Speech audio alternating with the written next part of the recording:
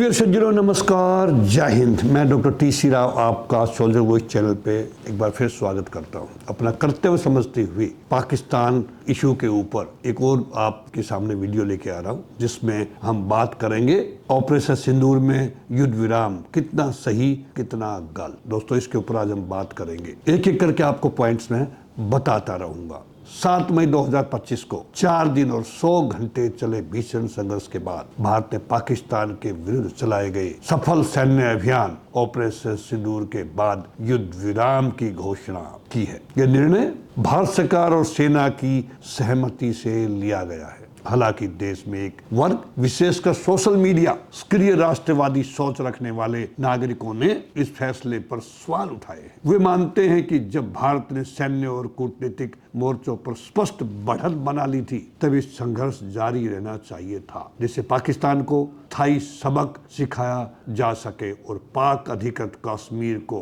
भी वापस लिया जा सके। क्या युद्ध विराम सही था? क्या सरकार ने समय से पहले कदम पीछे खींच लिए, या फिर यह निर्णय दीर्घकालिक रणनीति, वैश्विक छवि और सैन्य संतुलन को देखते हुए देश हित में था? इस वीडियो में दोस्तों हम इन्हीं पहलुओं पर विस्तृत चर्चा करेंगे एक एक करके। सबसे पहले भारत की निर्णायक सैन्य सफलता। दोस्तों, 4 दिनों में आपने देखा होगा भारतीय सेना ने पाकिस्तान के दर्जनों आतंक शिविर, सैन्य अड्डों और संचार नेटवर्क को ध्वस्त कर दिया। इससे पाकिस्तान की सेना और आतंकवादी क्षमता पर भारी नुकसान पहुंचा। भारत का उद्देश्य पूरा हुआ और ऑपरेशन सिंदूर का उद्देश्य आतंकवाद को बढ़ावा देने वाले ढांचे को नष्ट करना ही था, न कि पूरे पाकिस्तान पर कब्जा करना। ये लक्ष्य सफलतापूर्वक प्राप्त कर लिया हमने। संघर्ष को सीमित रखना एक समझदारी। लंबी लड़ाई में संसाधनों, जनहानि और आर्थिक क्षति की आशंका अधिक रहती है। दोस्तों, भारत ने सीमित अवधि और निशाने पर आधारित कार्रवाई कर चतुर रणनीति अपनाई।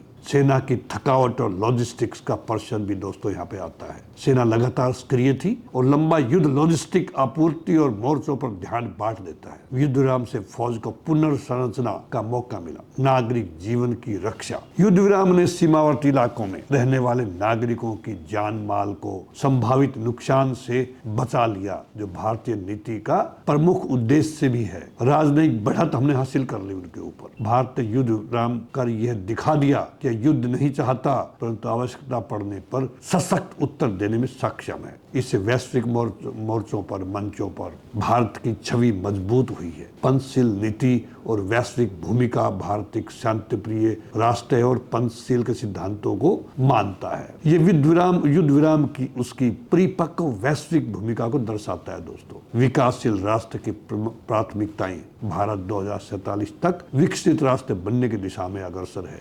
युद्ध में उलझना इस यात्रा में बाधक सिद्ध हो सकता था। संसाधनों को युद्ध में झोंकने के बजाय जन कल्याण पर केंद्रित रखना जरूरी है हमारे देश के लिए। पाकिस्तान की आंतरिक स्थिति का लाभ। पाकिस्तान इस समय आर्थिक संकट, राजनीतिक अस्थिरता और आंतरिक असंतोष से जूझ रहा है। युद्ध विराम से पाकिस्तान को अधिक छूट नहीं मिली, बल्कि अंतर्राष्ट्रीय दबाव बना रहा। अमेरिका, फ्रांस, जापान जैसे मित्र राष्ट्रों की सलाह भी मानना भारत के लिए जरूरी था। भारत के प्रमुख सहयोगी देशों ने संयम बरतने और सीमित संघर्ष के बाद बातचीत की प्रक्रिया अपनाने की सलाह दी थी हमें, जो हमने उनको माना। परमाणु युद्ध की संभावना से बचाव। पाकिस्तान के पास परमाणु हथियार है, यह सभी को पता है। युद्ध बढ़ने पर यह खतरे में उन्हें इस्तेमाल करने की धमकी दे सकता था। युद्ध विराम ने इस चिंता को टाल दिया। पूरी दुनिया जानती है। संयुक्त राष्ट्र और वैश्विक समर्थन भारत की कार्रवाई को उचित ठहराते हुए संयुक्त राष्ट्र में भी कई राष्ट्रों ने आतंकवाद के खिलाफ भारत का समर्थन किया।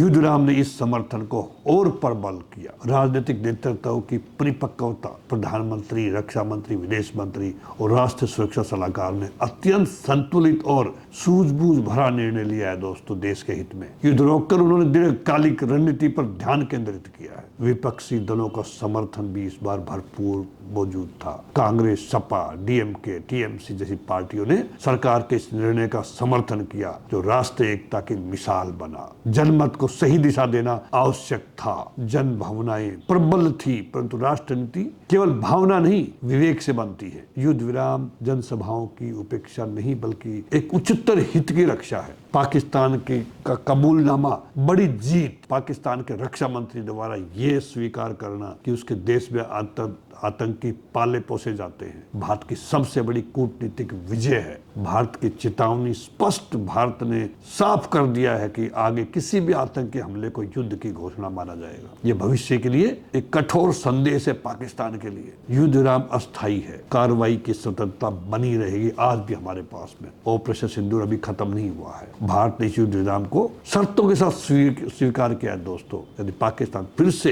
हरकत करता है तो भारत की अगली प्रतिक्रिया और भी प्रबल होगी, इससे भी ज्यादा। मीडिया और जनता की भूमिका, कुछ मीडिया चैनलों और सोशल मीडिया पर भावनात्मक बातें चल रही हैं दोस्तों, परंतु इनका उद्देश्य जानकारी कम और उत्तेजना अधिक है। हमें ध्यान रखना पड़ेगा इनका। राष्ट्र हित सर्वोपरि है हर भारतवासी के लिए। युद्ध का उद्देश्य केवल जीत नहीं बल्कि शांति, स्थायित्व और विकास का मार्ग प्रशस्त करना होता है। भारत ने सिद्ध कर दिया। ऑपरेशन सिंदूर में भारत ने सैन्य और कूटनीतिक और रणनीतिक स्तर पर विजय प्राप्त कर ली है। पूर्ण रूप से युद्ध विराम को कमजोरी के रूप में नहीं देखा जाना चाहिए, बल्कि इसे एक सशक्त, आत्मविश्वासी और विकासोन्मुख राष्ट्र की परिपक्व नीति माना जाना चाहिए। जिन्हें यह निर्णय अधूरा लग रहा है उन्हें समझना चाहिए कि हर युद्ध का उद्देश्य अधिकतम लाभ के साथ न्यूनतम नुकसान भी होता है। भारत ने वही किया दोस्तों। लक्ष्य को भेद कर दुश्मन को सबक सिखाकर वैश्विक समर्थन प्राप्त कर अपनी सीमाओं की रक्षा करते हुए शांति की ओर एक कदम बढ़ाया है भारत ने। भारत विजेता था, है और रहेगा। युद्ध विराम उसका आत्मबल और रणनीतिक सूझबूझ दर्शाता है दोस्तों। इसी के साथ में दोस्तों मैं एक और आपके साथ वीडियो साझा करूंगा। मेरे ख्याल में उन लोगों को जवाब मिल गए होंगे जिनके दिल में कुछ डाउट थे, संशय थे।